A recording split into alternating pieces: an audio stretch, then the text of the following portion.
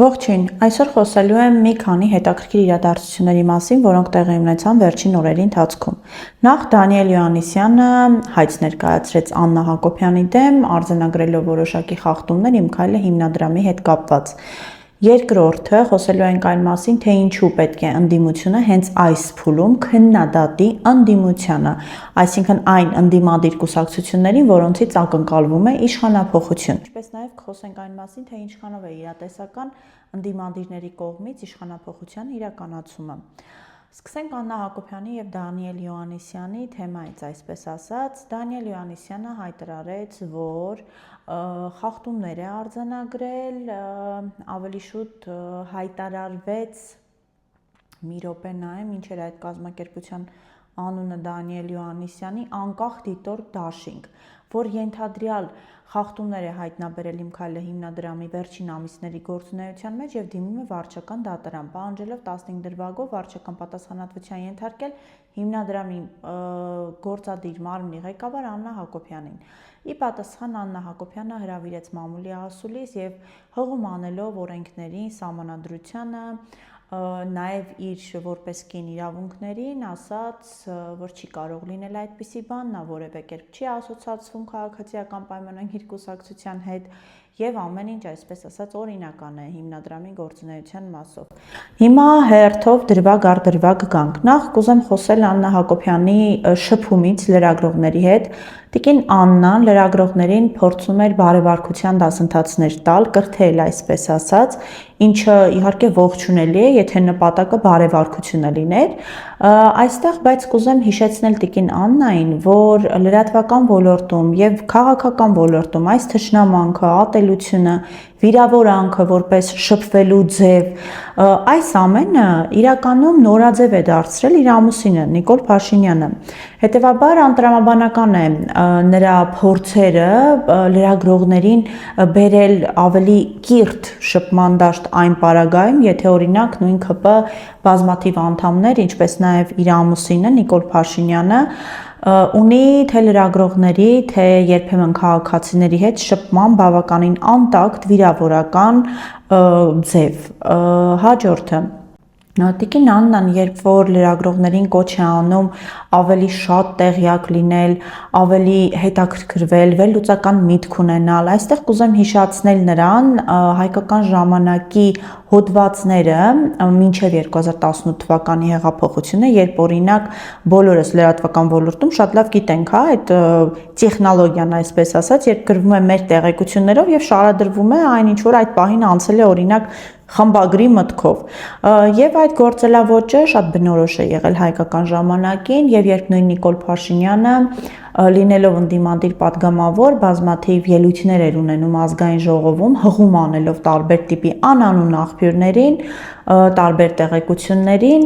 եւ այդ ինֆորմացիաների մեծ մասը իշխանափոխությունից հետո պարզվեց, որ իրականությանը չէր համապատասխանում, կամ եթե համապատասխանում էր, ապա ստացվում է, որ Նիկոլ Փաշինյանը այդ հանցագործներին, այսպես ասած, ում դեմ պայքարում էր այդքան տարի ընդդիմադիր եղած ժամանակահատվածում,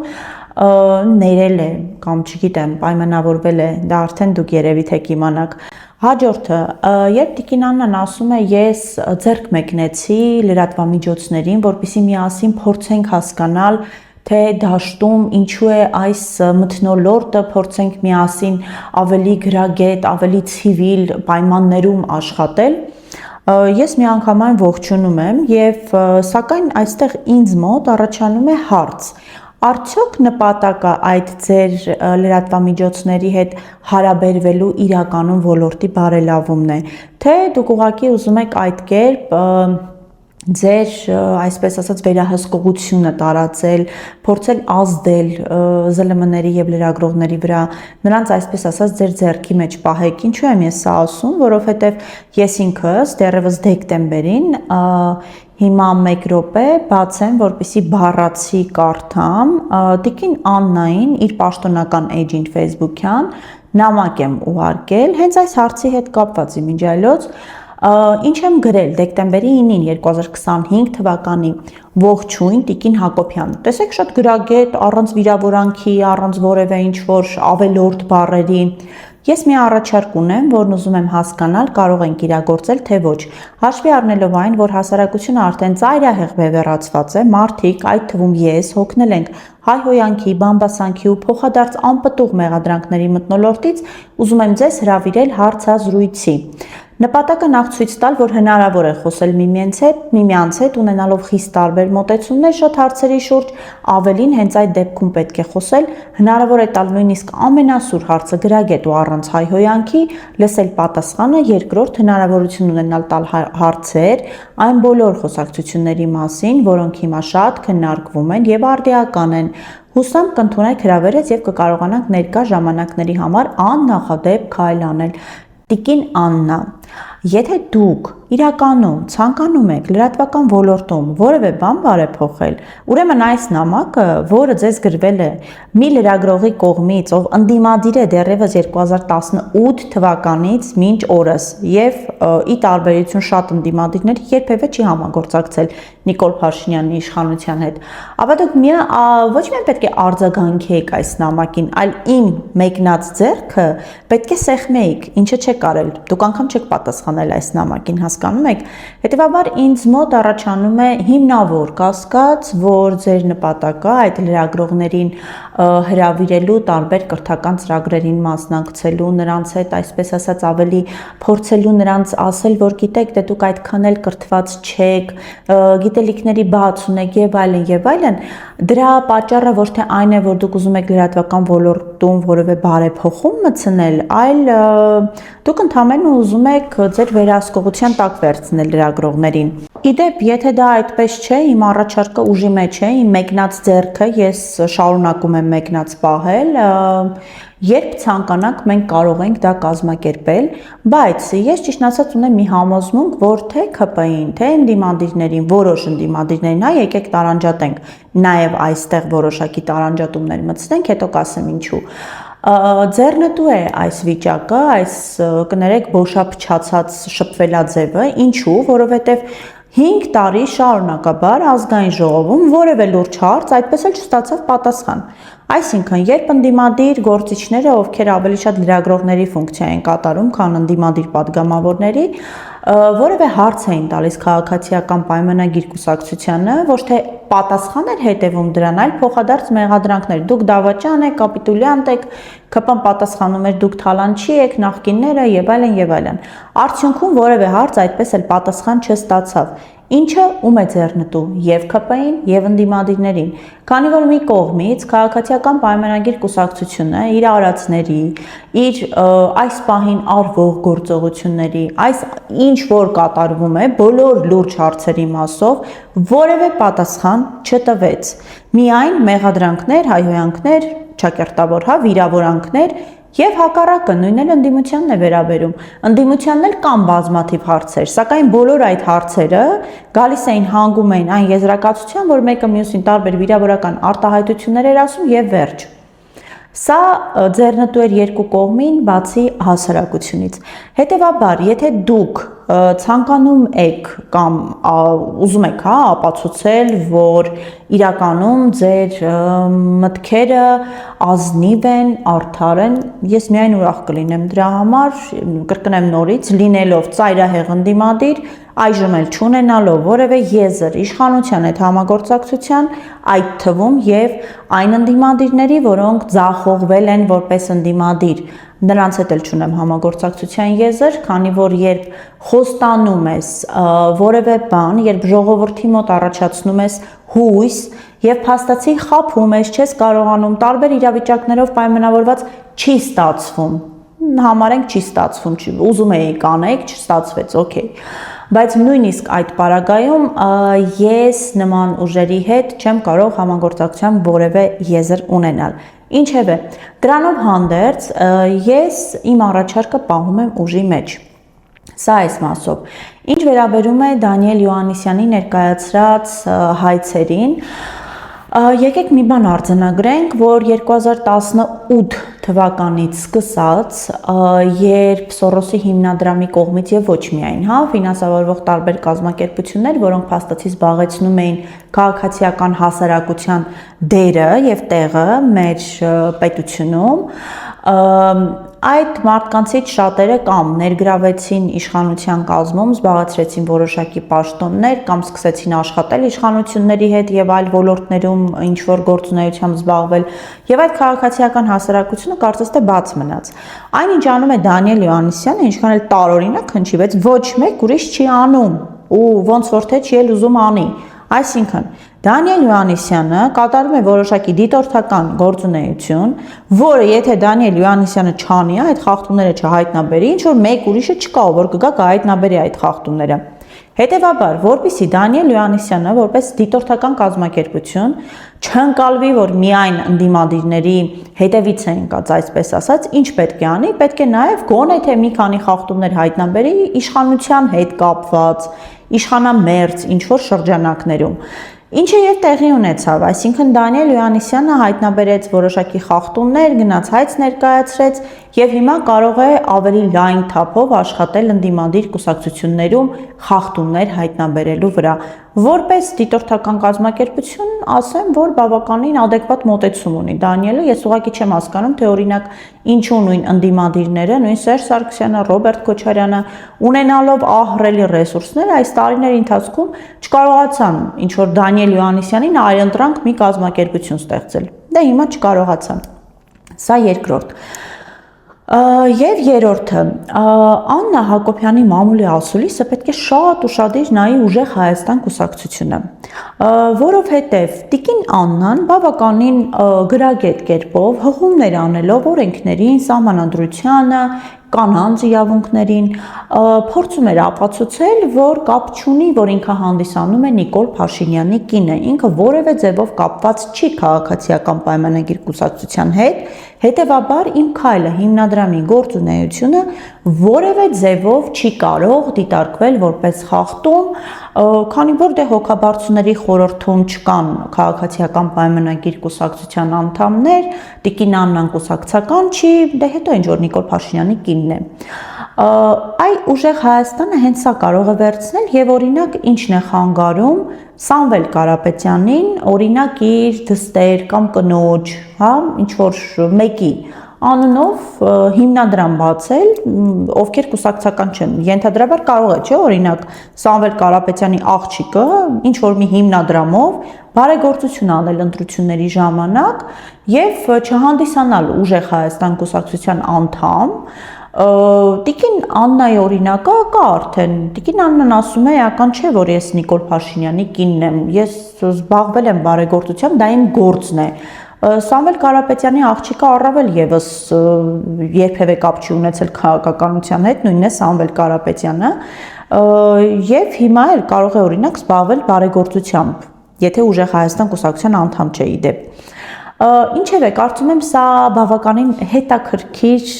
թեմա էր, որը կարող է այս կուսակցությունը ընդունելի գիտություն եւ փորձել աշխատել այդ ուղղությամբ։ Հիմա անցնեմ ընդդիմության գործունեությանը։ Վերջին օրերին ես բավականին հետաքրքիր կարծիքներ լսեցի մարդկանց կողմից, ում հարգում եմ,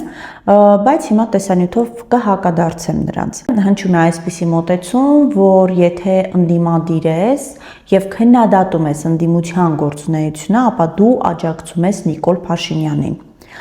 Այստեղ ես ուզում եմ մի նուրբ հարցի անդրադառնալ, իսկ եթե դու ընդդիմադիր ես, տեսնում ես, որ ընդդիմությունը սպասարկում է Նիկոլ Փաշինյանի օրակարգը, ինչ պետք է անես, պետք է լուռ նայես։ Հիմա հիմնավոր եմ ասածս, տեսեք, 2018 թվական մայիս ամսից սկսած, հունիսից ավելի շուտ, ես նախ ասեմ, որ ի սկզբանե դեմ եմ եղել հեղափոխությանը, այս մասին էլի խոսել եմ, դեմ եմ եղել ոչ թե այն պատճառով, որ ես շատ էի սիրում Սերժ Սարգսյանին, որևէ ձևով կապված էի նրանց հետ, ինչ որ նախկին թալանչի է եւ այլն, հակառակը 2018 թվականին ընդամենը անցել էր 1.5 տարի, ոնց որ կամ 1 տարի, չեմ հիշի հիմա, երբ ես դուրս եմ եկել բանդից։ Ուղիղ 1.5 տարի Սերժ Սարգսյանի կառավարման տարիներին ես անցկացրել եմ ապօրինի կալանքի տակ։ Հիմա արդեն հանգիստ կարող եմ ասել ապօրինի, քանի որ ունեմ միեդից վճիռ, որ այդ կալանքը համարվել է ապօրինի։ Սա ֆիքսեցինք։ Ինչի համար հետապնդվեցի Սերժ Սարգսյանի իշխանության ժամանակ, քանի որ ես հետաքննություն էի անում եւ անդրադառնում էի այն հարցին, թե ինչպես կարող է ՎՏԲ բանկում, հայաստանյան ՎՏԲ բանկում բաժնեմաս ունենալ Ադրբեջանի պետական նավթային հիմնադրամը։ Ես այդտեղ տեսնում էի ազգային անվտանգության խնդիր։ Դա բնականաբար դուր չեկավ Հայաստանում Ռուսաստանի դեսպանատանը դեսպանին, մասնավորապես Վոլինկինին, ով ինձ հետ հանդիպեց բավականին լուրջ կերպով եւ խիստ զգուշացրեց, որ այս թեման իմ հարցը չի, ես չխառնվեմ, ես ինչ գործ ունեմ ազգային անվտանգության հետ, Հայաստանի պետական անվտանգության հետ եւ այլն։ Եվ ես սկսեցի հետապնդվել օրվա իշխանությունների կողմից։ Առանձին առիթ կլինի, կարծում եմ, ավելի մանրամասն պատմեմ, թե հետապնդումները ինչպես արվեցին, խոսեմ այն մասին, թե օրինակ ինչու են իմ զանգերը եւ տեսակցությունները ուղիղ 1 տարի փակ պահում։ Խոսեմ ինչ-որ մի օր մեկ այլ տեսանյութի ժամանակ մանրամասն այս հարցի մասին, չնայած էլի խոսել եմ։ Ինչևէ, այսինքն ես ունեի բոլոր պատճառները, բոլոր Նիկոլ Փաշինյանի հետ Գյումրիից քայլելու համար։ Ինչու ես դա չարեցի։ Ես լինելով դեմ Սերժ Սարգսյանին, չընդունելով այդ ժամանակվա բարքերը, համարելով, որ հանրապետական կուսակցությունը չի գործում ի նպաստ Հայաստանի, միևնույն է դեմ էի հեղափոխությանը։ Ինչու։ 2016 թվականի քառորյա պատերազմի, այսպես ասած, ավարտը, որևէ կերպ հարցի փակումը, վերլուծական ունակություններ ունեցող մարդուն տեղիք էր տալիս մտածելու եւ եզրահանգումներ անելու։ Նախ 2018 թվականին տեղի ունեցած հեղափոխությունը, այսպես ասած, դա կարող էր լինել համաձայնեցված իրադարձություն պահի իշխանությունների հետ, եւ տարբերակ երկրորդ կարող էր լինել գունավոր հեղափոխություն, որը արտաքին ուժերի կողմից հրահրված եւ կազմակերպված էր։ Իմիջիալոց այս երկու տարբերակն էլ այսօր մենք ինչքան էլ փորձենք վերլուծենք, տարբեր փաստեր համադրենք, փորձենք հասկանալ ինչ տեղի ունեցավ, ով օգնեց, չենք կարող սրա պատասխանը ստանալ այնքան ժամանակ, քանի չենք տիրապետում ամբողջական տեղեկությանը։ Սակայն երկու պարագայում էլ այդ իրադարձությունը այդ ժամանակահատվածում, երբ որ Արցախյան բանակցությունները հասել էին ինչ-որ փակուղային վիճակի, այսպես ասած, եւ կար բավականին լուրջ խնդիրներ, այդ փուլում ցանկալի չէր նման կերպ իշխանափոխության գնալ, առավել եւս, եթե կար կասկած, որ իրականում տեղի չի ունենում ոչ թե իշխանափոխություն տեղի չի ունենում, այլ բարքերի փոփոխություն տեղի չի ունենում, ընդհանրապես անձերն են փոխվում, ընդհանուր առմամբ մնացած իրավիճակը նույնն է մնալու։ Դրանով պայմանավորված ես դեմ էի եւ նաեւ հասկանում էի, որ այդ իրադարձությունները աղետաբեր են լինելու Հայաստանի համար եւ Հայաստանը կանգնեցնելու են բավականին բարդ իրավիճակի առջեւ։ Այդուհանդերձ այդ իրադարձությունները տեղի ունենալուց հետո արդեն, երբ որ մենք սկսեցինք պայքարել հեղափոխության, այսպես ասած, Նիկոլ Փաշինյանի իշխանության թերությունները մատնանշել, քննադատել Նիկոլ Փաշինյանին, որովհետև 2018 թվականին շատ քչերն էին այդ մասին խոսում եւ այսօրվա անդիմադիր կարկառուն անդիմադիր մարդկանցից շատերը ակտիվ համագործակցում էին Նիկոլ Փաշինյանի հետ, ներգրավում էին Նիկոլ Փաշինյանի ցուցակներում եւ որոշ ժամանակ հետո նոր միայն, երբ որ ինչ-որ իրադարձություններ տեղի ունեցան, նրանք դուրս եկան, դարձան ընդդիմադիր, այսպես ասած։ Ես գիտեք, իրականում խնդիր չեմ տեսնում, ես չեմ ասում, որ մարդը չի կարող սխալվել, բայց այդուհանդերձ բազմաթիվ հարցեր են մնում անպատասխան, քանի որ մարդ, ով ամեն դեպքում լրատվական ոլորտում, քաղաքական ոլորտում որոշակի ժամանակ գործունեություն է ծավալել, տիրապետում է որոշակի ինֆորմացիայի, ունի որոշակի վերլուծական ունակություններ, պետք է որ հասկանալ ինչ է տեղի ունենում եւ պետք է որ հասկանալ, որ այն ինչ տեղի է ունենում վատ է։ Ինչևէ, ես մի կողմ թողեցի ինչ-որ պահից իմ անձնական եւ օբյեկտիվ իդեպ մոտեցումները ՀՀԿ-ին եւ Սերժ Սարգսյանին եւ հանուն պետական շահի, այսինքն հանուն ինչ-որ մի պահ ես իրականում հավատացի, որ այդ մարդիկ, թե Սերժ Սարգսյանը, թե Ռոբերտ Քոչարյանը, հաշվի առնելով, որ ի վերջո նրանք Արցախյան պատերազմի միջով են անցել, Արցախը նրանց համար մեծ նշանակություն ունի, նրանք ամեն ինչ կանեն, որպեսզի թույլ չտան Արցախի կորուստ կամ արցախահայության դրսում հայտնվել, հա, այսինքն թույլ չտան այն, ինչ տեղի ունեցավ։ Եվ ես աջակցեցի, նաև իմ աջակցությունը տարբեր ձևերով, տարբեր ֆորմատներով ունեցա 2021 թվականի ընտրություններին, ես ինքս ունենալով լրջագույն հակասություններ, ոչ մի կերպ չուզենալով, որ ոչ Սերժ Սարգսյանը, ոչ Ռոբերտ Քոչարյանը վերարտադրվի, ինչպես նշել եմ նախորդ եթերումս, այո, ես կարծում եմ, որ այդ երկու գործիչներն 2018 թվականից պետք է դուրս գային քաղաքականությունից, եթե իրականում տեղի ունեցել հեղափոխություն։ Ինչևէ, ես մի կողմ դրեցի, ինչը գիտեք իրականում շատ դժվար է, երբ քեզ հանիրավի դատապարտել են, երբ դու տարի ու կես լինելով երիտասարդ կին, որևէ հանցանք չկատարելով, ուղղակի սարքել են գլխիդ եւ քեզ բանտարկել են, շատ դժվար է մի կողմ դնել այդ հարցը եւ հանուն պետական շահի գնալ կանգնել այդ մարդկանց կողքին, հանուն նրա, որպեսզի քո պետությունը չհայտնվի վատ վիճակում։ Դա ինձ համար եղել է շատ բարդ որոշում։ Ես այդ որոշումը կարողացել եմ կայացնել։ Ես անկեղծորեն երկար ժամանակ ջանքեր եմ գործադրել, որպեսզի ընդդիմությունը կարողանա հաջողել եւ հեռացնի Նիկոլ Փաշինյանին։ Ես հավատացել եմ, որ նրանք իրոք ցանկություն են ունեցել Նիկոլ Փաշինյանին հեռացնելու։ Այսօր ես այլևս չեմ հավատում։ Ես չեմ պատրաստվում անել այն սխալը, որը արել եմ 2021 թվականին։ Եվ երբ մարդիկ, ովքեր ինձ ասում են, որ ընդդիմությանը քննադատելով օգնում ես իշխանությանը, սպասարկում ես Նիկոլ Փաշինյանի օրակարգը, ես այդ մարդկանց հակադարձում եմ։ Ընդդիմությունն է սպասարկում Նիկոլ Փաշինյանի օրակարգը, հարգելիներս։ Ընդդիմությունը Ես չեմ հավատում, որ այսօրվա ընդդիմությունը, թե խորհրդարանական, թե ուժեղ Հայաստանը իրականում ցանկանում են Նիկոլ Փաշինյանի հեռացումը եւ կարող եմ հիմնավորել թե ինչու։ Սկսեմ նրանից, որ երբ ուժեղ Հայաստանը ձևավորվում էր, այդ շրջանում արդեն կար խորհրդարանական Հայաստան դաշինքը։ Ակնհայտ էր, որ Հայաստան դաշինքը մինչև ուժեղ Հայաստանի հայտնվելը ընդդիմադիր դաշտը գրավել էր եւ այսպես ասած ֆավորիտն էր ընդդիմադիր դաշտի։ Մի կողմ ենք թողնում այն, որ Հայաստան դաշինքը խոստացել էր, որ Նիկոլ Փաշինյանին կրելու է, եկավ խորհրդարան, չարեց իր խոստումը, անհասկանալի է ինչով զբաղվեց այդ 5 տարվա մեջ, բացի անիմաստ ելույթներ ունենալուց եւ ամեն անգամ որևէ շարժում կազմակերպելուց, ձախուղելուց եւ ժողովրդին հիասթափեցնելուց, բայց այդ դաշինքը գոյություն ուներ։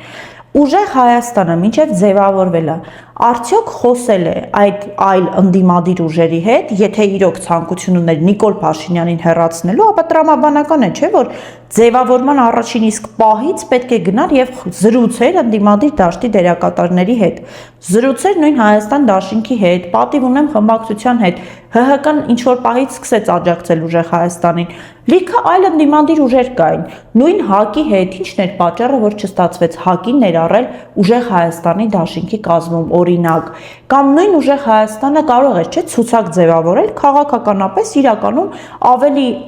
լուրջ, ավելի ազդեցիկ եւ քաղաքական մարդկանցից։ Կարող էր, չէ՞, օրինակ չներգրավել մարդկանց, ովքեր վերջին 5 տարվա մեջ 3-4 կուսակցություն էին փոխել։ Կարող էր այնպիսի քարոզարշավ տանել, որ մարդկանց մոտ չառաջանար կասկած, որ իրենք սպասարկում են Նիկոլ Փաշինյանի օրակարգը։ Կարող էր, չէ՞, այնպես անել, որ մարդիկ իրենց նայելով չմտածեն, որ Նիկոլ Փաշինյանը ավելի լուրջ է։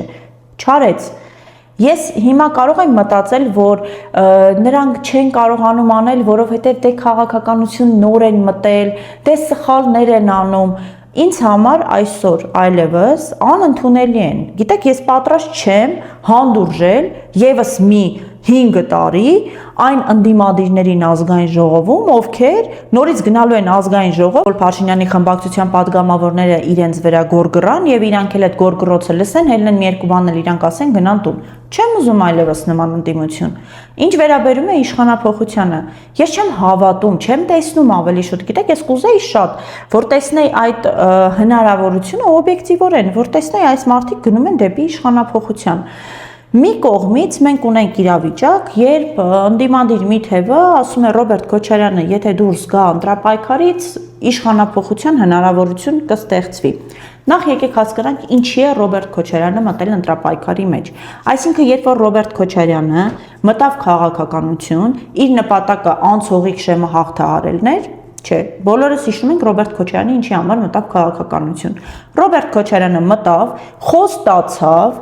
որ կհեռացնի Նիկոլ Փաշինյանին։ Եթե 5 տարում չհեռացրեց, այսինքն 2026 թվականին Ռոբերտ Քոչարյանը մասնակցում է ընտրություններին անցողիկ շեմը հաղթահարելու համար, իմաստը որն է, որ ինչ։ Ենթադրենք Ռոբերտ Քոչարյանը պլանավորել է, որ օրինակ ինքը հավաքում է 8%, Ծառուկյանը հավաքում է 8%, ինչ որ մի X% հավաքում է Ուժեղ Հայաստանը, բոլորով միասին միավորվում են, որպեսզի հեռացնեն Նիկոլ Փաշինյանին, իշխանափոխություն անեն, այսպես ասած։ Շատ լավ, համարենք սա Ռոբերտ Քոչարյանի տեսլականն է, մարդիկ ուզում են իշխանափոխություն անեն, այս ձևն է պատկերացնում։ Հիմա եկեք հասկանանք, եթե դուք չեք կարողանում նորմալ բացատրել սովորական քաղաքացիներին կամ մարդկանց դեբիլի տեղ եք դնում, հա, ձեզ թվում է, որ բացատրեք չեն հասկանա դուք ինչ եք ասում, կամ դուք խաբում եք ինչ-որ միտեղ։ Եթե երեքով միավորվում եք, ով է լինում ձեր վարչապետի թեկնածուն, հարգելիներս։ Ձեր վարչապետի թեկնածուն արդյոք լինում է Ռոբերտ Քոչարյանը։ Եթե այո, ապա հայտարարեք դրա մասին։ Եթե չի լինում Ռոբերտ Քոչարյանը, ով է լինում ձեր վարչապետի թեկնածուն այդ պարագայում։ Սամվել Կարապետյանը չի կարող լինել, օրենսդրական արգելքներ կան։ Դուք հայտարարում եք Ուժեղ Հայաստանը, հայտարարում են, որ այդ օրենսդրական արգելքները, երբ որ իրենք արդեն իշխանափոխություն կանեն, կկարգավորեն, շատ լավ, բայց մինչև անել է, ինչ որ ժամանակահատված կա, չէ՞։ Այդ ժամանակահատվածում ով է լինելու։ Քանի դեռ դուք մանրամասն չեք բացատրել ձեր պատկերացրած իշխանափոխության, այսպես ասած, ճանապարհային քարտեզը, դուք չեք կարող ակնկալել, որ այն մարդիկ առավել եւս, ովքեր մի անգամ արդեն աջակցել են ընդդիմությանը, մարդիկ, ովքեր դեմ գնալով իրենց որոշակի կոմֆորտ զոնային, այսպես ասած, աջակցել են ընդդիմությանը հանուն պետական շահի եւ այդ ընդդիմությունը փաստացի խաբել է իրենց։ Հիմա դուք ինչ եք ակնկալում այդ մարդկանցից, որ մի անգամ էլ աջակցեն ու նորից հիմա 2026 թվականի խորհրդարանում նստեն լսեն պատմություններ այն մասին, թե ինչի չստացվեց։ Այ եթե Քոչարյանը չմասնակցեր, կստացվեր։ Այ եթե այսինչը սենց չլիներ, կստացվեր։ Այ եթե մեզ մի քիչ շատ ձայն տային, կստացվեր։ Եթե անին մեր մասին չխոսար, կստացվեր։ Չի լինում այդպես ուղղակի։ Այսինքն ամեն անգամ դուք ուզում եք, որպեսզի դուք ինչ-որ վերացական բաներ ասեք եւ մարդիկ ձեզ ուղղակի հավատան։ Հաջորդը։ Հիմա պատկերացնում ենք, որ Ռոբերտ Քոչարյանը չի մասնակցում ընտրություններին, այս տեսության, այսպես ասած, հիմքում ինչն է, որ եթե Ռոբերտ Քոչարյանը չի մասնակցում ընտրություններին, ձայներ չի փոշիացնում, այդ չգիտեմ, օրինակ 7% ենթադրաբար հավաքում է, չի անցնում ազգային ժողով, այս հավաքած 7%-ը բաշխվում է անցողիկ կուսակցությունների եւ դաշինքների միջև, հետեւաբար, եթե Ռոբերտ Քոչարյանը անցողիկ շեմը չի հաղթահարում, ապա ամենաշատ ձայներ փոշիացնող ընդդիմությունն է լինում եւ օգնում է Նիկոլ Փաշինյանին։ Շատ լավ, այս մասով էլ այո, իհարկե կա տրամաբանություն սրա մեջ, սակայն փաստ չի, որ եթե օրինակ Ռոբերտ Քոչարյանը չմասնակցի ընտրություններին, Ռոբերտ Քոչարյանի ընտրողը կգնա եւ ձայն կտա օրինակ Սամվել Կարապետյանին կամ Գագիկ Ծառուկյանին։ Սա էլ փաստ չի, այստեղ էլ իշխանափոխության իրականացումը նորից հարցականի տակ է դրվում։ Հիմա ամենակարևորի մասին խոսեմ։ Ինչ են առաջարկում ընդդիմադիր ուժերը մեզ, այսինքն ուժեր, մանավանդ Ուժեղ Հայաստանը, ով եկել է եկեղեցու շահերը պաշտպանելու նպատակով, հա, այսպես ասած, այսինքն դա էր, չէ՞ թեման։ Սամվել Կարապետյանը ի պաշտպանության եկեղեցու հայտարարություն արեց, որի համար հետապնդվեց, կալանավորվեց եւ հիմնեց քաղաքական ուժ։ Նախապատմությունը սա է։ Մարդիկ մոռացել են եկեղեցու մասին։ Մեկ խնդրում եմ նայեք Ուժեղ Հայաստանը քանի անգամ է անդրադարձ արել եկեղեցուն։ Սոցիալական եւ տնտեսական առումով Նիկոլ Փաշինյանի հետ որևէ մեկը խնդիր չունի։ Նիկոլ Փաշինյանի հետ խնդիրը վերաբերում է հայի ինքնությանը։ Այսինքն, եթե դուք շատ լավ հասկանալի է, դուք չեք կարող խոսել Արցախի հարցից, վախենում եք անգամ դուք այդ թեմայից խոսել, բայց եթե դուք առաջարկում եք, որ դուք գալու եք, տնտեսությունը զարգացնեք, թռիպը իրագործեք, խաղաղություն հաստատեք, այսինքն նույն բաներն եք ասում, ինչ որ ասում է Նիկոլ Փաշինյանը։ Կարող եմ հասկանալ, ընդդիմադիրի կամ չընդդիմադիրի համար տարբերությունը ո՞րն է։ Նիկոլ Փաշինյանի ծրագիրը դուք կիրագործեք, թե Նիկոլ Փաշինյանը։ Ձեր առաջարկածի տարբերությունը ո՞րն է, կարող եմ հասկանալ։ Հայի ինքնության մասին, եկեղեցու մասին, հայկական արժեքների պահպանման մասին, դուք անգամ չեք խոսում դրանից։ Դուք անգամ չեք խոսում այն մասին, թե դուք հայկական արժեք ասելով ինչ եք պատկերացնում։ Օրինակ, ով է ձեր համար հայ մարդը։ Ինչ արժեքներ եք պատրաստվում պահել։ Ինչ եք դուք անելու, որպեսզի հայի ինքնությունը մնա եւ 21-րդ դարից գնա դեպի ապագա։ Դուք չեք խոսում այդ ամենի մասին։ Դուք առաջարկում եք աշխատատեղեր, տնտեսական լավ պայմաններ։ Նիկոլ Փաշինյանն էլ է առաջարկում։ Իսկ ով ասաց, որ ինքը ձեզանից ավելի վատ է անում այդ մասով։ Սա այն մասին, թե ինչու եմ ես դեմ այն մոտեցմանը, որ այս փուլում չի կարելի քննադատել ընդդիմությանը։ Ես կարծում եմ, որ հակառակը եւ հիմա կասեմ, թե ինչու, քանի որ ես վստահ եմ, որ նույն այդ փոքր կուսակցությունների մեջ ոնց էլ չլինի կլինեն ազնիվ մարդիկ։ Գուցե 1-2 կուսակցություն լինի, բայց այդ 1-2-ին ես ամեն ինչ կանեմ, որպեսզի հայտնաբերեմ եւ նաեւ ձեզ ներկայացնեմ այդ կուսակցություններին։ Ես գերադասում եմ, որպեսզի նման կուսակցություններ հայտնվեն ազգային ժողովում, վերջապես այս շղթայից դուրս գանք, հա, նախկինների եւ ներկաների։ Իդեպ նույն Նիկոլ Փաշինյանը այնպես չի որ ներկա է, Նիկոլ Փաշինյանն էլ է նախկին։ Վերջապես դուրս գանք եւ նոր մարդկանց հնարավորություն տանք։ Թող ազգային ժողով 4%, 5% հավաքեն ինչ որ ուժեր, որոնք որևէ կերպ կապված չեն այս մարդկանց հետ։ Այսինքն, եթե 5 տարի շարունակաբար նույն Սերժ Սարգսյանը, Ռոբերտ Քոչարյանը, ամեն մեկը ինչ որ մի ձևով, մեկը ավելի քիչ, մեկը ավելի շատ, բայց փաստացի պահեցին իշխանության Նիկոլ Փաշինյանին։ Դուք եք չէ ընդդիմություն այս 5 տարում։ Դուք եք չէ համարվում ընդդիմության հիմնական դերակատարները։ Դուք եք։ Ես ինչքան էլ որ ընդդիմադիր լինեի, բայց ես չէի համարվում որպես դասական ընդդիմություն եւ իմ նման շատերը։ Դուք եք համարվում։ Ինչ արեցիք դուք այս 5 տարում։ Եվ ով է ասել, որ ձեզ նորից պետք է հնարավորություն տալ։ Ով է ասել, որ նույն Ռոբերտ Քոչարյանը, նույն Սամվել Կարապետյանը, ով ի հայտ է եկել եւ ռեսուրսի շուրջ համախմբել է մարդկանց։ Ես ինքս խնդիր ունեմ այլևս բոլոր այն քաղաքական ուժերի հետ, ովքեր համախմբվում են ռեսուրսի շուրջ, կապիտալը պահելու շուրջ, ինչ որ մարդու կալանքից հանելու շուրջ։ Ես նման մարդկանց եւ ուժերի հետ այո խնդիր ունեմ։ Թող համախմբվեն գաղափարի շուրջ եւ ներկայացնեն օրակարգ։ Եթե ընդդիմադիր ուժերը չեն կարողանում այդ օրակարգը ներկայացնել, ուրեմն անիմաստ է իրենց տված ձայնել է փոշի անալու, որովհետեւ իշխանափոխության ծրագիր այս մարդիկ չեն կարողանում առաջարկել։ Հետևաբար կարող եք ինձ պատասխանել, ես ինչու չպիտի քննադատեմ այս մարդկանց սխալները։ Ինչու չպիտի իրենց ասեմ, որ հարգելիս ցույց տուր ինձ, դու ինչպես ես պատրաստվում անել իշխանափոխություն։ Հարգելիս, ցույց տուր քո ճանապարհային քարտեզը։ Հիմնավորիր, թե ինչու դու քաղաքական դաշտ մտնելու պահին չես գնացել, չես խոսել Ռոբերտ Քոչարյանի հետ, Սերժ Սարգսյանի հետ, Լևոն Տեր-Պետրոսյանի հետ, մնացած ընդդիմադիր ուժերի հետ, Էդմոն Մարուքյանի հետ, ինչու չէ, Հովիկ Աղազարյանի հետ, բոլորին համախմբեիր, ստեղծեիր մեկ միասնական ճակատ։ Այդ պարագայում դու կարող էիր ինձ ասել, որ ես չեմ կարող քննադատել քեզ, որովհետև դու համախմբել ես ողջ ընդդիմադիր դաշտը, ցանկանում ես հեռացնել Նիկոլ Փաշինյանին եւ ես կամ իմ նման մարդիկ, որ քննադատում են քեզ, այո, այդ պարագայում վնասում են ընդդիմությանը եւ սպասարկում են Նիկոլ Փաշինյանի օրակարգը։ Բայց եթե այդ համախմբումը դուք չեք արել, դուք ձեր ընտանիքի շուրջ հավաքել եք ձեր մտերիմների ինչ որ մի շղթա, ինչ որ մարդկանց եք հավաքել, ովքեր մեծ մասը կապել չունեն քաղաքականության հետ։ Եվ անհասկանալի է, թե ինչ որ ձևով, ինչ որ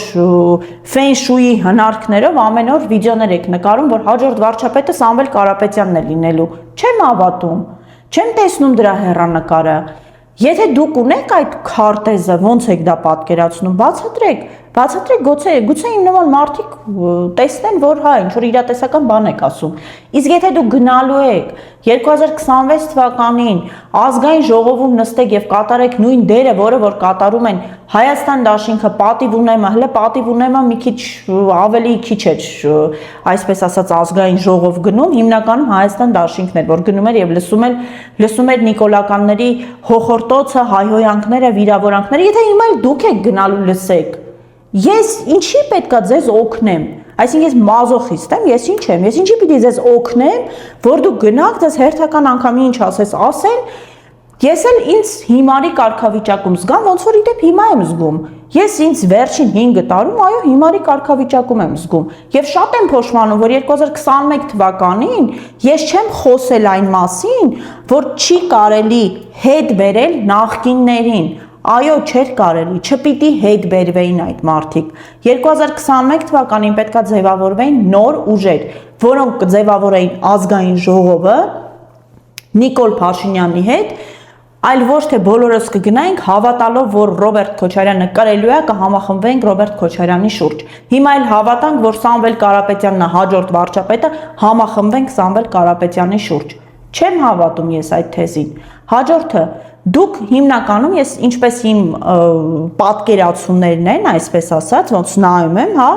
հիմնականում շեշտադրում եք անում նրա վրա, որ դե երևի մտածում եք ռեսուրս ունեք, հիմա ամեն մեկին ինչ որ մի բան խոստանաք, ինչ որ մի բան կտակ։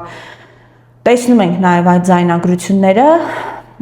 շատ ցավալի եմ։ Ես իրոք ցավում եմ, որովհետև ինձ համար անընդունելի են բոլոր այն քաղաքական ուժերը, ովքեր կմտածեն, որ այս ժողովրդին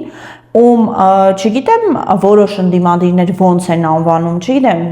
ժեղ, չգիտեմ ինչ, անընդունելի է այդ մոտեցումը ինձ համար։ Այն մարդիկ, ովքեր այս տարիների ընթացքում չարքաշ կյանքով են ապրել, անցել են բազմաթիվ խնդիրների միջով, շատ դեպքերում այո չեն հասկացել, իրենք պարտավորել չեն, գիտեք հասկանալ, պարտավոր չեն ձեր չափ հասկանալ օրինակ քաղաքական տեխնոլոգիաներից, չնայած դուք էլ չեք հասկանում, բայց այդուհանդերձ խորանալ, ով ինչ խաբեց, ոնց խաբեց, ովում հետ է կապված, այսինքն մարդը պիտի իր բան ու գործը թողի եւ ամբողջ օրը զբաղվի դրանով։ Եվ այդ մարդկանց դուք վիրավորում եք, նսեմացնում եք ու նորից փորձում եք մի քանի կոպեկով բերել ձեր դաշտ։ Ես անթույլատրելի եմ համարում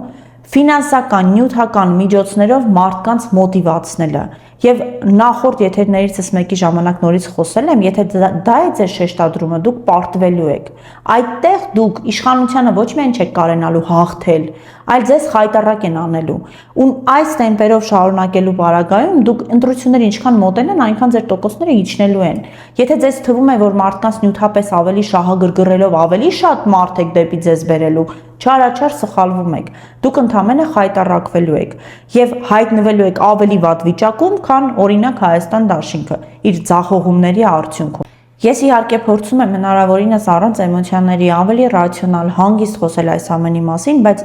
իրապես ինձ համար շատ ցավալի է տեսնելով այս մոտեցումը,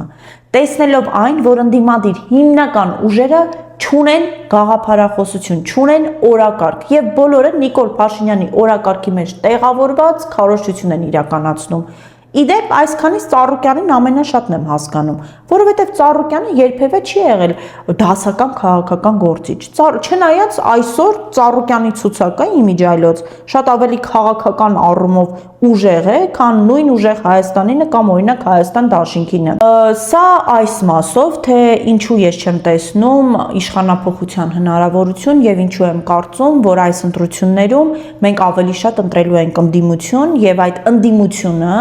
ես ինքս չեմ ուզում տեսնել այն ուժերին, ովքեր որ արդեն այսօր ես տեսնում եմ, որ խաբում են, անկեղծ չեն։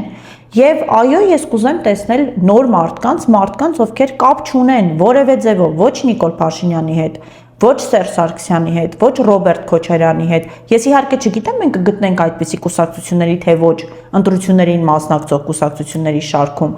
բայց ամեն դեպքում պետք է փնտրենք Փնտրենք, հասկանանք ով է, ով ինչ է առաջարկում, գուցեև գտնենք եւ հնարավորություն տանք այդ մարդկանց դրսևորվելու։ Վերջապես պետք է փոխվի այս մեկը մյուսին պահելու Նիկոլ Փաշինյանի եւ այս նախկինների միմյանց պասերով խաղալու օրակարգի վերջը պետք է գա, որովհետեւ այսպես այլևս անհնար է։ Հիմա կուզեմ անդրադառնալ Արսեն Թորոսյանի հայտարարությանը այդ եկեղեցու քանդման հետ կապված Ստեփանակերտում ես չգիտեմ այլևս ԿՊԱ-ականների հայտարարություններին ոնց գալի է արձագանքել ինչ է նշանակում Ադրբեջանը ինքն իր տարածքում ինչ որ բան է քանդում այս մարդիկ գիտեք այստեղ նաև կուզեմ դիմել նույն ուժեղ Հայաստանին որ ինչ է ասում ինչ խնդիր ունենք մենք Նիկոլ Փաշինյանի եւ ԿՊԱ-ականների հետ այսպիսի հարցերում մենք ունենք խնդիր իրենց հետ այսինքն մենք խնդիր ունենք արժե համակարգին ինքնությանը վերաբերող հարցերում մենք խնդիր ունենք որ իշխող կուսակցության ներկայացուցիչը չի հասկանում որ եկեղեցի քանդելը դա ինչ որ մի բան քանդել չի հասկանում որ եկեղեցին մեզ համար սրբություն է եթե ինքը աթեիստ է բայց հայ է չէ ի վերջո եթե ինքը չի կարևորում եկեղեցին որպես կրոնական կառույց գոնե թե որպես մշակութային արժեք պետք է հասկանա որ կարևոր է այսինքն ազգի համար իր արժեքները խորհրդանիշները պահելը կարևորագույն նշանակություն ունի բայց այս մարդը չի հասկանում եւ այդ կրավորական այս պարտվողական դիրքորոշումը ամեն հարցում Թուրքիային Ադրբեջանին հաճոյանալու մոտեցումը աշխարհում մենք առաջին պետությունը չի որ պարտվել ենք պատերազմում եւ տարածքներ են կորցրել հա բայց պարտվելն էլ պետք է արժանապատիվ լինի ԿՊ-ի հետ խնդիրը այդ անարժանապատիվ կեցվածքն է Հայաստանի եւ հայ իշխանության, հա այդ ծառայի, ստրուկի մոտեցումը եւ այն, որ ամեն կերպ հաջողանանք թշնամուն։ Հիմնական խնդիրը այստեղ է, այս ինքնության ոչնչացման հարցը, որ ոչինչ, թող մեր եկեղեցիներն է քանդեն, թող մեր ամեն ինչը ինչ կա չկա ուրանան, քանդեն, մենակ թե մեզ չսպանեն։ Ես ընդհանրապես կարող եմ ցավալ, որ մենք դեռ շարունակում ենք ունենալ այս իշխանությունը եւ կրկնակի ցավ եմ ապրում, որ այդ իշխանությունը հերացնող ընդդիմություն նորից ես չեմ տեսնում։ Եվ վերջում կուզեմ նաև անդրադառնալ Ռոբերտ Քոչարյանի այն հայտարարությանը, որում նա ասել էր, որ ինքը փոշմանել է հիմնականում իր իրավահաջորդի հարցում։ Այստեղ կուզեմ ուշադրություն հրավիրել մի շատ տխուր երևույթի Ռոբերտ Քոչարյանը փաստացի խոստովանեց, որ այդ տարիներին Հայաստանը եւ ժողովրդավարությունը իրար հետ կապ չունեցող եզրույթներ են եղել, ինչ է նշանակում իրավահաջորդի ընտրության հարցում, այսինքն մենք թագավորություն ենք, ինչ ենք, որ Ռոբերտ Քոչարյանն էր ընտրել իր իրավահաջորդին եւ հիմա էլ փոշմանել է, ինչ արտահայտություններ առհասարակ սա Սրանով հիմնավորվեց, որ ժողովրդի դժգոհությունը, որը արդեն շատ ակտիվ կերպով ցույց տրվեց 2018 թվականին, անկախ նրանից, որ այդ իրադարձությունները կարող է կազմակերպված լինեին, ուղղորդված լինեին, բայց բնականաբար կար ժողովրդի շատ մեծ դժգոհություն արկա բարքերից Եվ նորմալ է, որ կար, որովհետև մարդիկ փաստացի, եթե գնում էին ընտրություններին, Քոչարյանը իր այս արտահայտությամբ փաստեց, որ որևէ բան չէին որոշում, դե ինքն էր ընտրել իրավահաջորդին, ժողովուրդը ինչի համար էր գնում ընտրությունների, անհասկանալի մնաց։ Հետաքրքիր էր նաև Սերժ Սարգսյանի արձագանքը, որ նա 20 տարուց ավել գիտեր այդ մասին, հիմա սկզբնաղբյուրից է լսում։ Ես անկեղծորեն մաղթում եմ, որպեսզի մեր հասարակությունը վերջապես ազատվի այս արատավոր արդեն շատ երկար տարիներ տևող եւ երկիրը ու հասարակությանը մաշեցնող չկայացած էլիտաներից, որոնք ձևավորվել են բացառապես ֆինանսի շուրջ, ֆինանսի հիմքով, հա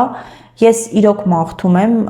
որ մենք կարողանանք, մենք ուժ գտնենք մեր մեջ, այն մարդիկ, ովքեր իրոք ուզում են ապրել Հայաստանում, իրենց ապագան, իրենց երեխաների ապագան պատկերացնում են Հայաստանում, չեն ուզում արտագաղթել, չեն ուզում այլ երկրներում գնալ եւ փորձել կայանալ,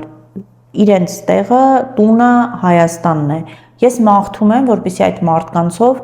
մենք վերջապես կարողանանք ստեղծել ինչ-որ ուժեր կամ համախմբվել միմյանց հետ, միավորվել, թեկուզ լսել մեկս մյուսին, հասկանալ ինչ գործողություններ կարելի անել ամեն մեկս մեր տեղում, որպեսզի վերջապես ձեռբազատվենք այս արատավոր, չակերտավոր էլիտաներից։ Այսօր այսքանը, լավ եղեք, մյուս եթերը կփորձեմ այս շաբաթվա ընթացքում անել, կանդրադառնամ կուսակցությունների ցուցակներին, այս պահի դրությամբ ուսումնասիրում եմ միասնության թևեր կուսակցությանը, փորձում եմ ավելի շատ կենտրոնանալ փոքր կուսակցությունների վրա եւ ներկայացնել այդ մարդկանց, ովքեր են, ինչ օրակարգ ունեն, ինչ գաղափարախոսություն ունեն, սա իմ մոտեցումն է, ես իրավունք չունեմ եւ չեմ էլ պատրաստվում որևէ մեկին ասել, որ սա է միակ ճշմարտությունը, սա իմ մոտեցումն է, ես ձեզ հետ կիսվելու եմ իմ բոլոր այն վերլուծություններով, որ ինքս անում եմ, դուք կարող եք համաձայն լինել, կարող եք դեմ լինել, ունենալ ձեր սեփական տեսակետը, բնականաբար ես գտնում եմ, որ այս ընտրություններին չկա իշխանափոխության հնարավորություն, ես գտնում եմ, որ չի կարելի նորից նախկիններին եւ նրանց հետ ասոցացված մարդկանց վերարտադրել ընդդիմության տեսքով եւ նաեւ Նիկոլ Փաշինյանին վերարտադրել, բնականաբար ես գտնում եմ, որ այս ընտրություններին պետք չի ձայն տալ քաղաքացիական պայմանագիր կուսակցությանը, բայց դա իմ կարծիքն է, ես չեմ կարող որևէ մեկին նման կոչ անել, բնականաբար, ես գտնում եմ, որ մենք պետք է շատ ավելի սթափ, խելացի եւ ադեկվատ որոշում կայացնենք ու փորձենք իրականում հասկանալ ինչ է կատարվում, որպեսզի հերթական անգամ եւս մի 5 տարի էլ մեզ խաբված չզգանք։